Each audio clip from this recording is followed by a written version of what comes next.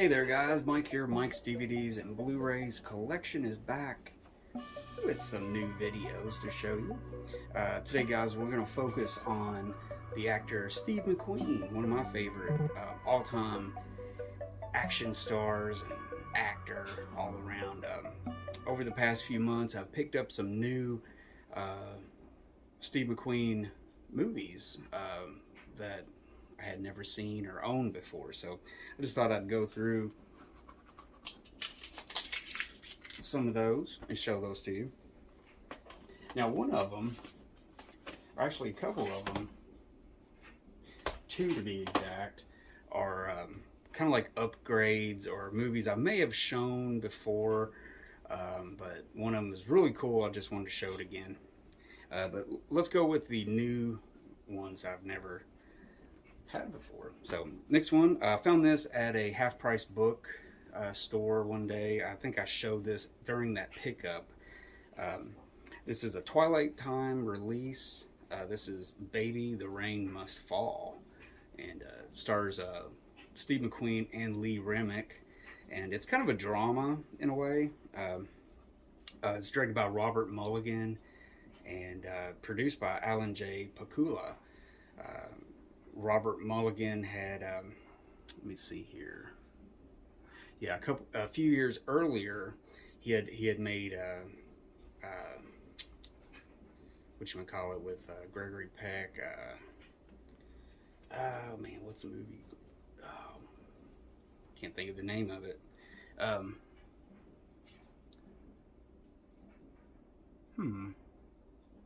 What is the name of that movie?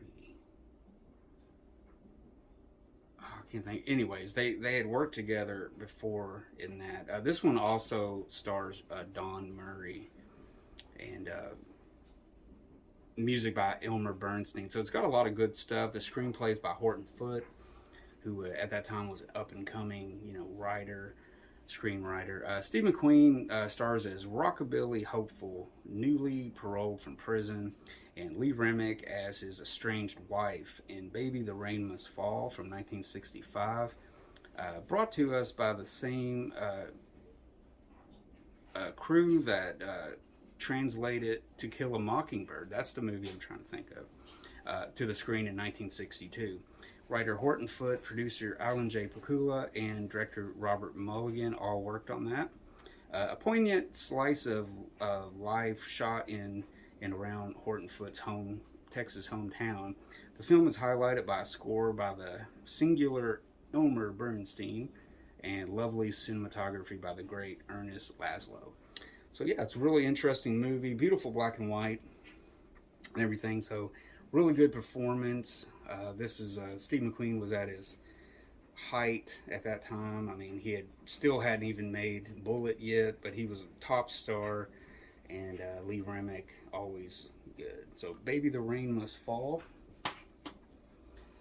Next up, this was a movie that I'd seen on TV a couple times. I'd never owned it, and finally picked it up. And I believe this might be the German release, possibly even Swedish. I'm not even sure what this is, where it was released through. But anyways, The Cincinnati Kid. And this is also from 1965, I believe.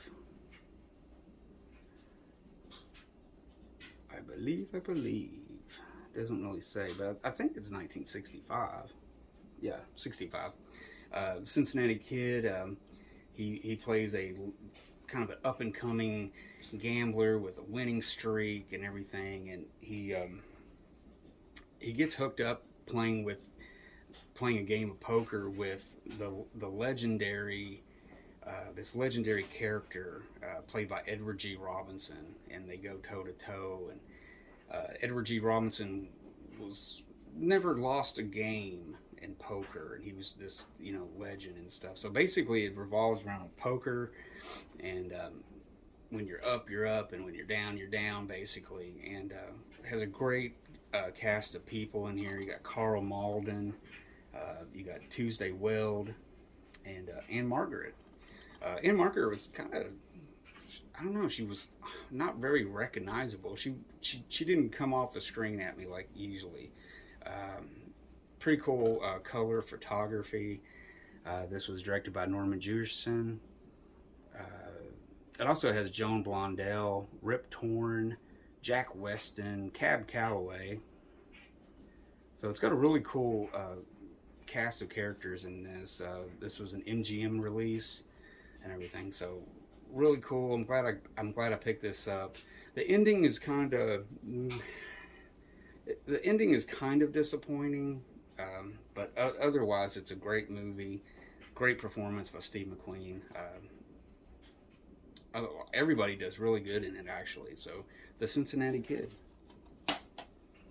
Next up, this is another movie that actually I've missed it. I've never got to see this. It was remade in like 2001 or 1998 or something like that. But this is the Thomas Crown Affair. This is a Kino Lorber release, Kino classic. This was also directed by Norman Jewison, by the way. And it's also got Jack Weston in it again. But really good. Steve McQueen and Faye Dunaway kind of playing, what do you call it? Well, this is, let me go into this. I'm sorry. This is a new 4K restoration. And basically, Faye Dunaway plays this, works for the bank, and she's trying to get this guy. They don't know who he is at first, and try to get this guy and make him pay for his bank robberies and stuff. But every crime has a personality, something like the mind that planned it, says Vicki Anderson, Faye Dunaway. She's the sleek insurance investigator trying to figure out the intellect behind a bank robbery so stunning it has Boston's finest completely baffled. Sophisticated, handsome Thomas Crown, played by Steve McQueen, has only one worry: what persona he will take on tomorrow. But when the genius rogue pulls off a crime of the century bank heist and finds himself pitted against a nemesis as powerful as he is, his devil-may-care attitude hurls him into an edge-of-your-seat game of intrigue and suspense. The Thomas Crown Affair has all the dazzling personality of an intriguing crime it portrays. The great Norman Jewison directed this classic sexy thriller featuring top-notch cinematography by Haskell Wexler and score by Michael Legrand. Yeah, really good. It's got an archive featurette, interview with Norman Jewison, interview with Pablo Ferro, who did the opening titles. Has a lot of early use of multiple screens showing different stuff going on at the same moments from different angles and stuff, which, you know, that can be kind of irritating sometimes, doing the multi-screen effect and stuff. But I think it does it pretty good here. I don't think it goes overboard too much with it, but some people may be put off by it a little bit. But I think it turns out pretty good. This movie was made in 1968. It's 102 minutes, and it's at a 1:85 ratio. So, yeah, highly recommend it. It's really good. Looks really great. Great chemistry with Faye Dunaway and Steve McQueen. And all around good. I haven't seen the remake, but maybe I'll check it out sometime. But, yeah, there you go. The Thomas Crown Affair. Now, these are all movies I've never had before or seen before. This was the final one of the ones I hadn't seen or owned. This one came out in 1980. This is maybe this is next to the last movie that Steve McQueen would make before he died of cancer in 1980. This is Tom Horn, and it's kind of a Western of sorts, based on a true character. The saga of Tom Horn, a real-life enforcer of Old West days, held a particular fascination for another legend, Hollywood icon Steve McQueen. He starred in and executive produced what would be his next to his last movie. And A gritty and exciting recreation of Horn's later day career in a turn of the century West where gentler ways supplanted the law of the gun. And Horn would be unwittingly victim of that change. It also stars Linda Evans, the great Richard Farnsworth, Billy Greenbush, and Slim Pickens. It has a strong cast in a film capturing the essence of a time when man's word was only as good as his gun or his fist. Shot on beautiful locations in Arizona, Tom Horn indelibly brings to life one of the West's truly unsung heroes. It's directed by William Ward, or Ray Ward. It's Ward with an I. But yeah, pretty cool. And he produced it. And, you know, next to his last movie, I think the last movie was The Hunter. But yeah, I've seen bits of this. So I finally got this DVD. I don't believe it's on Blu-ray. I found this DVD. Got a good deal on that. And check it out. I'm sure I'll enjoy it. And next up, I have this on a multi-pack set of Steve McQueen's. It's one of those 4 in 1 package ones from like Warner Brothers released. But this is a really good movie from 1973, Papillon. And him and Dustin Hoffman really good in this movie. I wanted to kind of upgrade to Blu-ray for this, and then this is also a digibook. These are pretty nice digibooks. They don't do this much anymore, but it's kind of a book with some whatchamacallit in a book form. Really nice. It's used. It's in pretty good condition. But yeah, great movie, Papillon, and wanted to upgrade that. And finally, guys, I believe I may have shown this in my 20th Century Fox Cinema Classics DVD collection episode, where the early to mid 2000s it came out with these really nice slipcase DVDs with artwork galore and inserts and all kinds of stuff. So I wanted to kind of re-show this movie. This is a movie directed by Robert Wise. It's called The Sand Pebbles.